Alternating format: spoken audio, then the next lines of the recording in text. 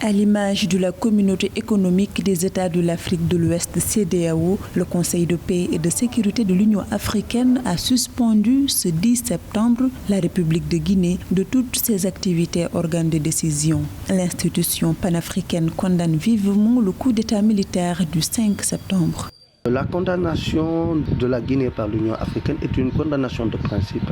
Les instances internationales africaines ne pouvaient pas rester sans dire quelque chose, aussi bien l'Union africaine que la CEDEAO. Maintenant, il faut accompagner la Guinée pour repenser les plaies que le régime d'Alpha Condé a créées en Guinée. Parce que quand même, quoi qu'on dise, c'était un pouvoir ethniciste.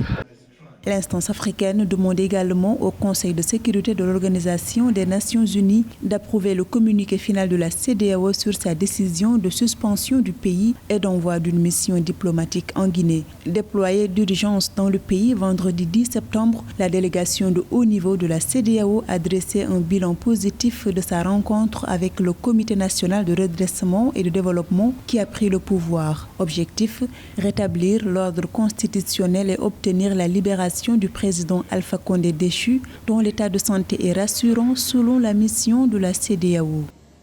Il y aura un retour à l'ordre constitutionnel, mais ce seront les Guinéens, dans leur large majorité, autour d'un consensus, qui définiront les voies et les moyens d'un retour normal à l'ordre constitutionnel. Il ne faut pas se précipiter, il ne faudrait pas commettre les mêmes erreurs qu'on a commises avec le Mali, parce que quand même, il y avait eu une dégradation des institutions politiques, une dégradation économique. Les instances africaines comprennent la situation, la société civile leur a dit mais écoutez, on ne peut pas être jugé parti. Et je crois que cette fois-ci, ils leur accorderont le bénéfice du doute qui pourra faire avancer la cause guinéenne.